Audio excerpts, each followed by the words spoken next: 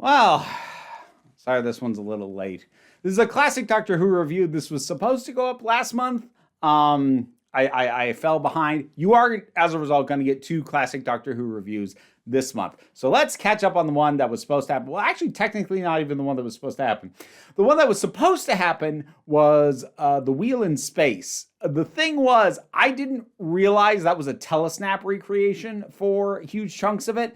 And I'm still going to do it, but it's a 6-part story with telesnap recreations. And I have to be prepared for a certain mental workload because you have to kind of connect the dots for the missing visuals, and I just wasn't up for that. So I ended up picking a different Second Doctor story, which was only 4 parts, and it lightened my load a little bit.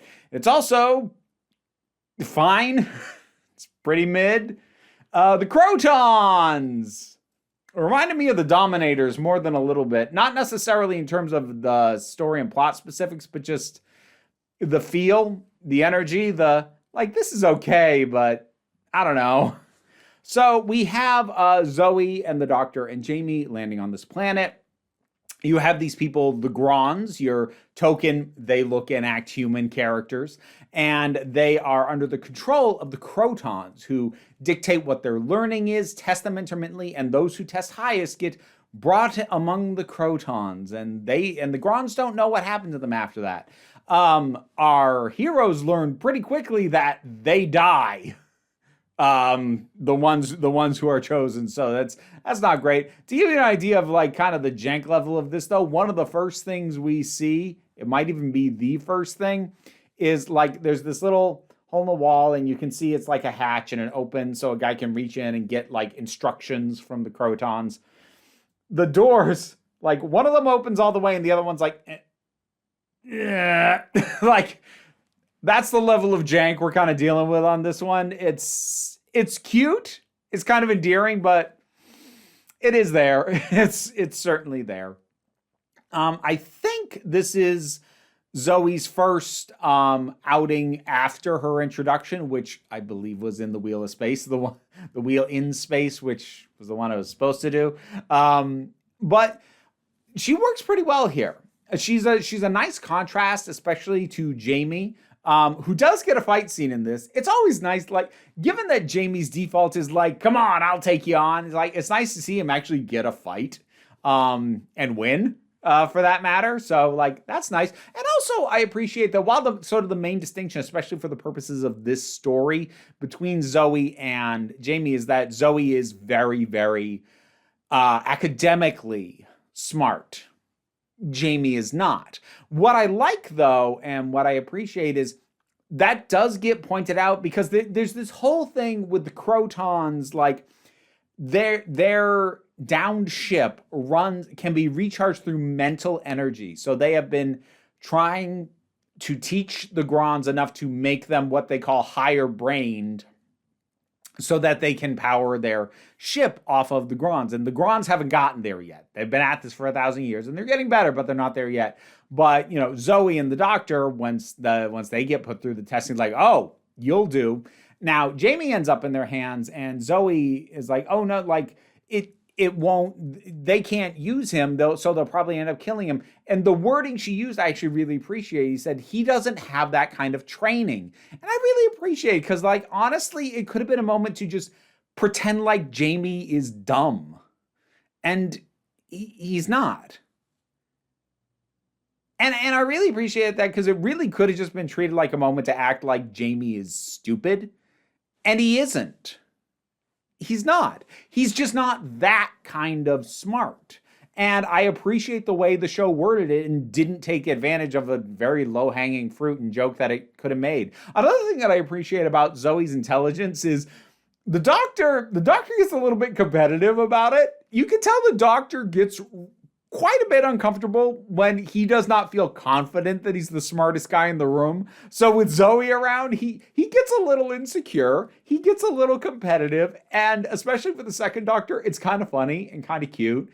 And I sort of like that as a dynamic. He still cares about her. He still likes her. He just, he would like to feel a little bit more comfortable in his mental superiority.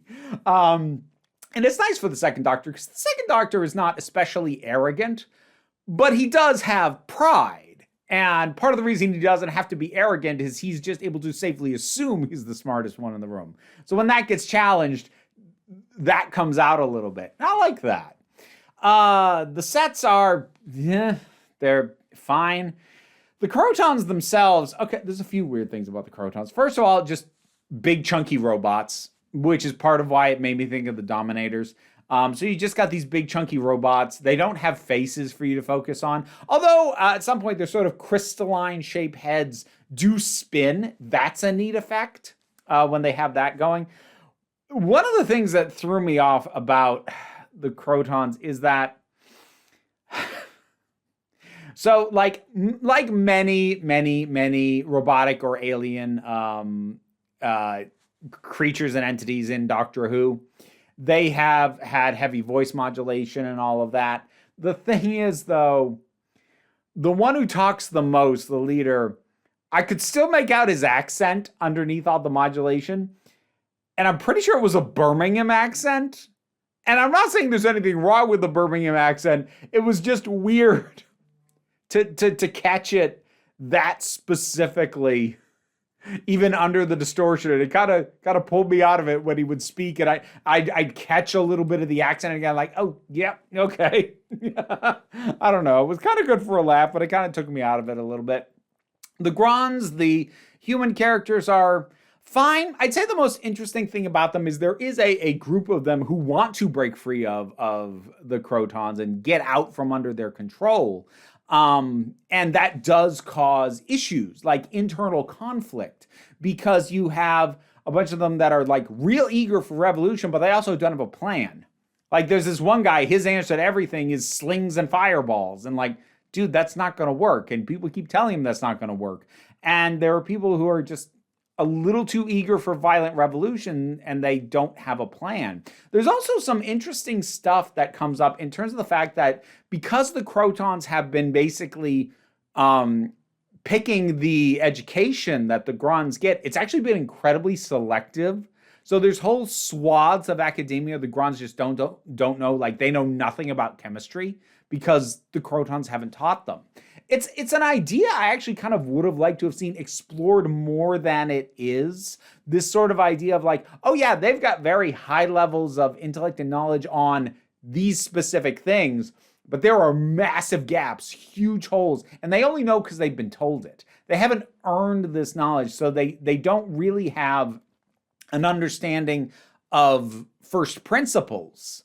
And that's a really interesting idea that we see a little bit done with, and I do appreciate what we get. I would have liked to have seen more done with that idea. I almost kind of wish that Doctor Who would revisit that notion at some point, because it's kind of interesting, this idea of very selective education, because you don't teach them what they can use against you, and the gaps that leaves. It wasn't poorly done here, but like there was a lot more to do with that idea than this story does. I'm not sure there's actually all that much else to talk about. The internal politics of the Grons were interesting enough, or at least varied enough. Interesting might be an overstatement. They weren't like fascinating or anything, but they kept the dynamic going so that the Grons didn't just act like some sort of, they didn't act like a group. It wasn't like, and the Grons did this, and like, no, you have this person doing this, and this person doing that, and this person conflicting with them. It's like, okay, so there's dynamics and there's stuff going on here, but at the same time, it's basically just enough to keep it plugging along for 4 episodes, which that's the runtime of this one, and it gets the job done, and that's kind of it. I was also sort of hoping for a twist somewhere in there, because the Krotons get introduced right off the bat, just being mentioned as like something that is in control of them, of the Grons. And so immediately like, oh, well, they're bad. And like, what we find out later is why the Krotons need them and what they're going to use them for. But like, even that isn't that much of a twist, and it's a pretty easily guessed thing. But yeah, it is as functional as it needs to be to get through 4 episodes, and the dynamics between the companions and the Doctor is fun enough, and the other human characters are varied enough that it moves it forward, it keeps it going. The villains are generic early Doctor Who villains. I think there's a reason that these things have not been brought back. But yeah, it's fine. So, the Krotons, you've seen it. What'd you think about it? Whatever your thoughts are, drop something down in the comments. Let's talk about it. Patreon pays the bills, enables me to do this as my living, even if you can't help me out that way. Like, share, and subscribe. All help me out. Don't worry too much about it, though. We take a relaxed attitude around here, so you can just come on back next time you need a break.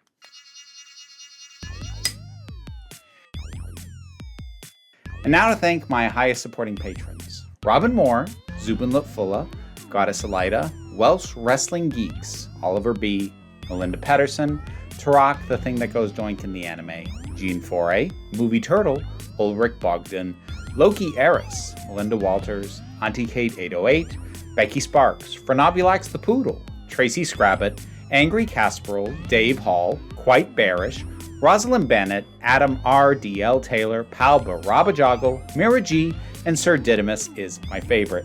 If you're wondering about this little guy, this is Nymph. He's new. Don't worry, the other two are fine. He's just not fully socialized with them yet. You'll see them all together soon. Won't they? Yes, they will.